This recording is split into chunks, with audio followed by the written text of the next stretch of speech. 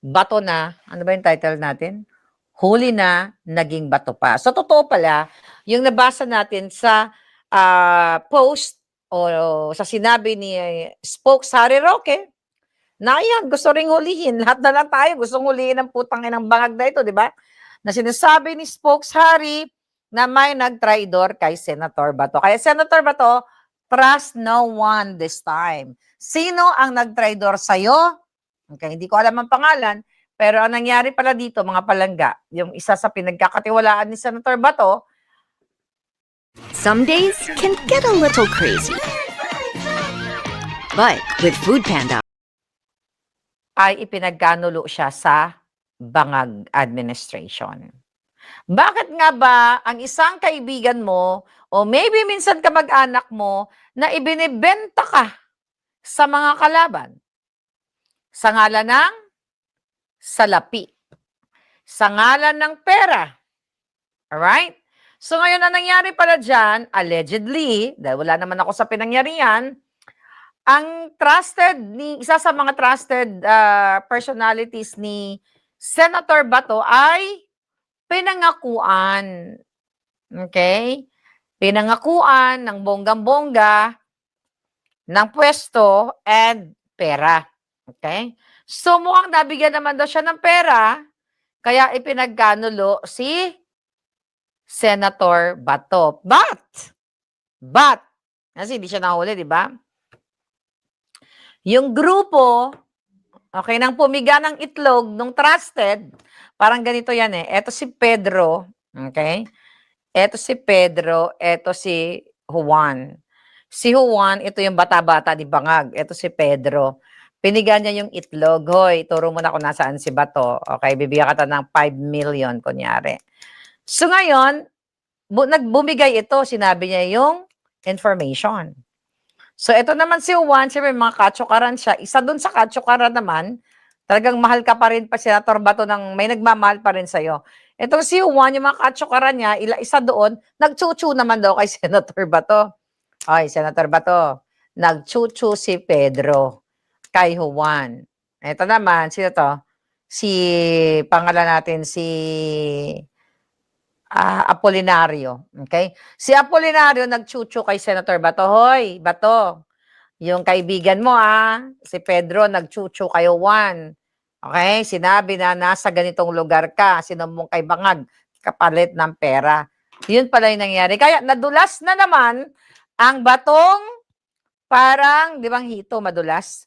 Parang nagsiswimming, nadulas, nakawala na naman ang bato, kaya nakapagtago na naman siya sa mata ng mga bangag. Yun pala ang kwento doon. Kaya pala may mga lumalabas na, although not verified, syempre wala namang aamin itong mga sinasabi natin, di ba? Nakakuha lang tayo ng information.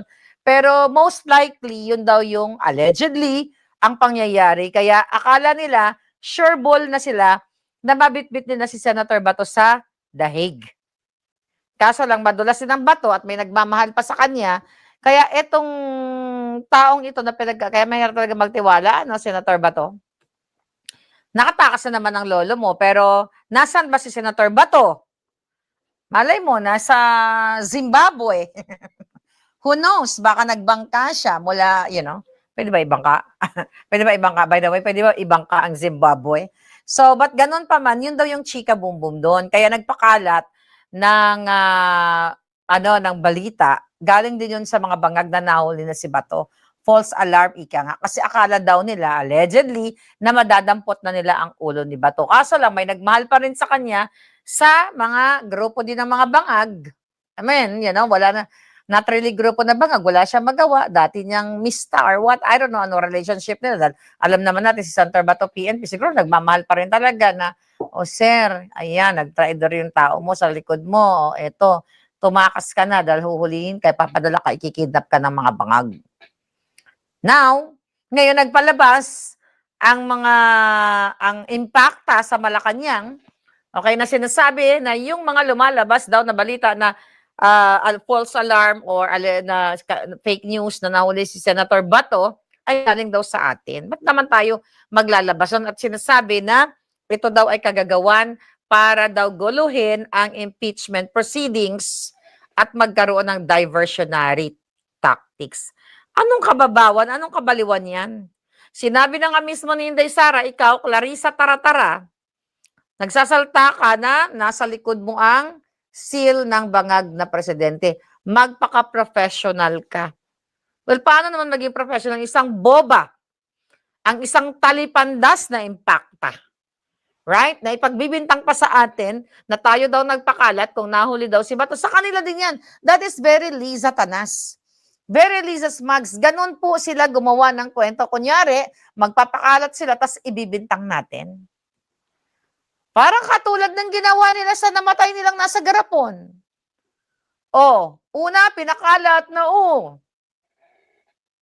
ang mga pwedeng gumurgur ay mga kampo ng Duterte. Pati INC dinamay nila. At I hope makasuhan kayo sa mga katarantaduhan nyo, paninira nyo sa INC. Right? Then later on, nalaman natin, ginurgur pala ng kapwa niya rin, magkakapasama sila. Okay? Iisa lang ang kulay nila. So imagine, ibibintang sa atin, sila rin pala nagugurguran. See that? So it's the same thing sa ginagawa nila ngayon, si Bato nahuli. Kasi excited sila. That's very John Vic Pukido. Di ba? Kaya press con si Pukido, si John Vic Pukido, na wala naman siyang nahuli. Kumbaga, napornada. Lagi naman ganun si Pukido eh. Okay? Ulol kasi yung mga yan. So, yes, yan ang mga kababayan. Senator Bato, nako, wag ka magtitiwala. Huwag ka magtitiwala sa mga julul. Nako, alam mo, Senator Bato, kung maibabalik lang talaga natin ang nakaraan sa PIDEA leaks, dapat tinuslok mo na ang bilat ni Satanas. Pinatawag mo na si Kumar, pinatawag mo na si Satanas, pinatawag mo na si Bangag na mga adictos benedictos. At ngayon, tayo na. O kayo na.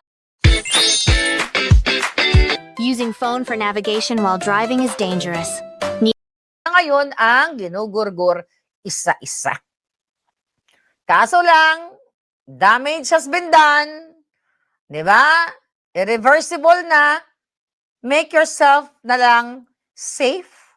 At huwag ka basta magtitiwala dahil sabi ko sa'yo, kahit nagkokomento ako sa inyo, nagdadakdak ako dito,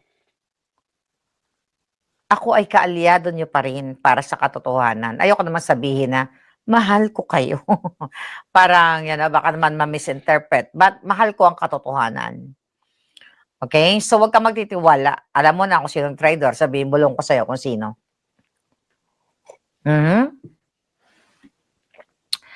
Yes. Okay?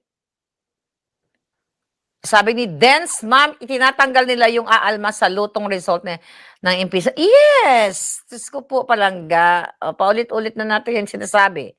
Shots. Sabi ni Shots, Silver Star. Thank you, palangga, for the Silver Star shimmering, shining, shimmering. Now what?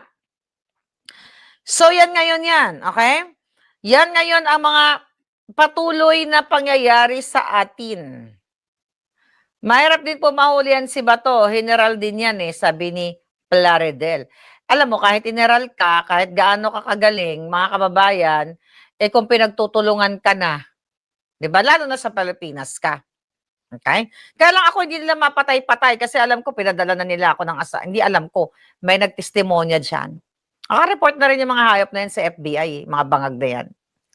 Nagpadala sila ng assassin, hindi lang sila makapurma dito kasi hindi nila kayang makipagsabuatan sa mga pulisya na pag nakita yan si Marlica, hulihin mo yan. Kasi ang sabi nila, it's either pakakainin nila ako ng lason or ang form, ano ba yan? Yung means, yung way of gurgur daw sa akin, pakakainin nila ako ng lason, ng pagkain na may lason, or palalabasin nila na aksidente. Parang katulad dun sa PIDEA leaks, di ba? Akala naman nila, matakaw ako. Akala naman nila, malalapa nila ako sa pamamagitan ng mga pagkain nila. Excuse me. Diba? Nasa calorie deficit diet tayo ngayon, kaya hindi ako matakaw. Right, Jo? Good morning to you. Okay? Pero, syempre, nag-iingat tayo dahil pwede talaga, mafia na kasi yan. Sindikato, alam mo naman ng mga sindikatong ganyan, ng mga mafia, may mga connect yan sa iba't ibang lugar. 'Di ba? Si Satanas, 'di ba? May alam siyang taga-gurgur sa Romania. Kaya ikaw, Zaldico, Palangga, Are Roque, Palangga, mag-ingat kayo. Dahil gugurgurin tayo kasi nga, lalo na kami ni Smoke sa Are Roque.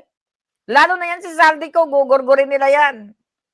Diba? Matapos ba naman i-booking ni Zaldico na si Sandro Marcos, si Tambalusos, si Bangag, ang promotor ng sindikato, ay nako, mag-ingat ka dong. Okay? Might as well, all out ka na. Okay, you're welcome here sa channel natin kung kinakailangan. Kung kailangan natin magsanib puwersa para pabagsakin ng mga adiktus. Di ba? Palangga Zaldico na, no? Palangga na. Kasi nag-ano siya eh. You know, lumaban na siya eh. Okay?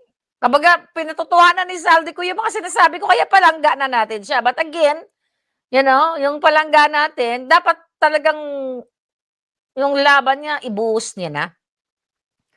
Ibuhos niya na ng bonggang-bongga. Pero malay mo, kumukuha lang siya ng pagkakataon, ng panahon, di ba? Pagalawin ang mga puting ahas, madam, para makausap si Zaldico. Gumalaw na, ano ka ba? Denan, oo naman, syempre, ano ka ba? Meron nga kaming picture, di ba? Meron kaming picture, Yes, isa pa yan si Dean. Mag-ingat din yan palangga natin. Lahat kami gugurgurin. Pero ako lang yata ang mga gusto. Ako lang yata na may death threat na lalong umaalindog. Di ba? Pag umiksi ang buhok ko, umaalindog tayo. Grabe naman yan. O, di ba? Oo nga, binanggit ni Satanas na isang tawag lang sa Romania yan. Sabi ni Nita, yes. Isang tawag lang yan sa Romania. Kung gusto magpagurgur, magpapagurgur siya. Hindi ka magsasalita kung wala kang contact sa Romania. Ako, balay ko ba? Hindi ko nga alam na marami palang manggugurgur ng tao sa Romania. Ang alam ko lang na pwede mong kausapin na manggurgur. Yan nandyan sa loob ng bilibid. Yung ginagawa ng mga gobyernong bangag na pag may gusto silang ipagurgur, palalabasin nila yung mga notorious na mga preso dyan. Tapos, you know, papagurgur nila yung mga gusto nilang igurgur. Kaya nga hindi nga natin alam si Garapon Girl, you know? Kasi hanggang ngayon walang identity o walang identification o pagkakalanlan, yung gumurgur sa kanya, nakasama din niya sa kanyang negosyo na nagkakahalaga ng 8 milyon ang mga jutang Genemes. Magkakasama sila nagpapatayan. I'm so happy for that. Sana tuloy-tuloy lang kayo mag-onsehan ng inyong mga bayan. Yung mga ulaga na vloggers, mag-onsehan lang kayo ng bonggang-bongga. Gurguran everyday. That's really good. Di ba? Para mababawasan ang mga demonyo sa mundong ito. Take Difflam with 5 times action against sore throat. Difflam.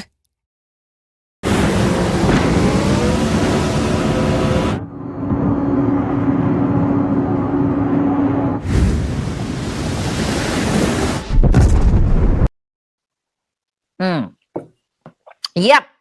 Now what, mga kababayan? Active na active si Inday Sara. Ang ganda-ganda ni Inday Sara. Bonggang-bonggang nakaputi. Parang ikakasal. So, ang umatan siya ng, ano ba o natira ni Inday?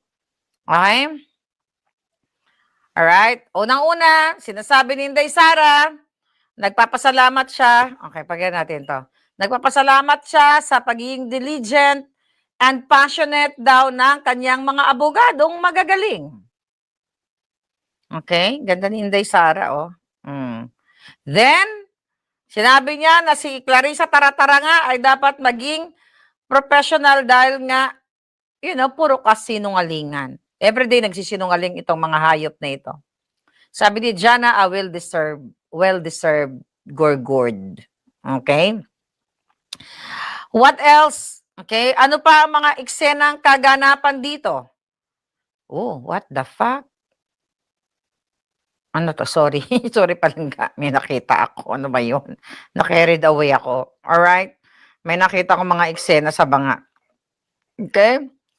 Ngayon, ang sabi ni Inday Sara, okay, meron siyang sinabi dahil tinanong siya ng reporter patungkol sa mga binabanggit ni Gibo Maltese na mga politiko daw na maka-China. Pakinggan natin sinabi ni Sara Duterte. Okay? Para klaro sa lahat ng mga kababayan natin, dapat pangalanan kung sino yung mga officials na tinutukoy niya na nagde-defend sa China. Ang ganda ni Inday. Kasi hindi pwedeng magbitaw ka ng gano'n na salita. Yep. Hindi mo naman pangalanan yung mga opisyal. At syempre, suspect kahit ang presidente natin kasali sa suspect report kasi walang pangalan, walang listahan ng pangalan. Ayan, Presidenteng Bangag. Ano? Yes. Siguro, So, mga palangga, okay? Yan, imagine nyo. Okay? Pati, di ba kahapon pinag-usapan natin na kinakwestiyon nila bakit daw dinalaw ni Inday Sara yung mga sila Senator Marcoleta, si Mike Defensor, okay? So sabi ni Inday, bakit hindi? Kaibigan ko sila. Dapat tayo magpakita ng empathy and sympathy, sabi ni Sara. Pati ba naman yung pagbisita niya sa mga kaibigan niyang kinulong? Dahil sa panggigipit, dahil sa pagtatanggol sa kanya, ay gusto pang pagbawalan ng mga demonyong bangag. Bakit si Marcos Jr.? Pinagbabawalan ba namin siyang tumuwad? At magpatuslok ng kanyang buli? Di ba? Hindi naman? But ako, I'm looking forward talaga dito sa mga pangyayaring ito, mga kababayan. Okay? Dapat bago ano ba, di ba may kulam, mayroon tayong kulam na ano? Meron tayong kulam orasyon? Akinsi, tegi, boom. Igusum, tegi, boom, tegi, boom, bangagtos.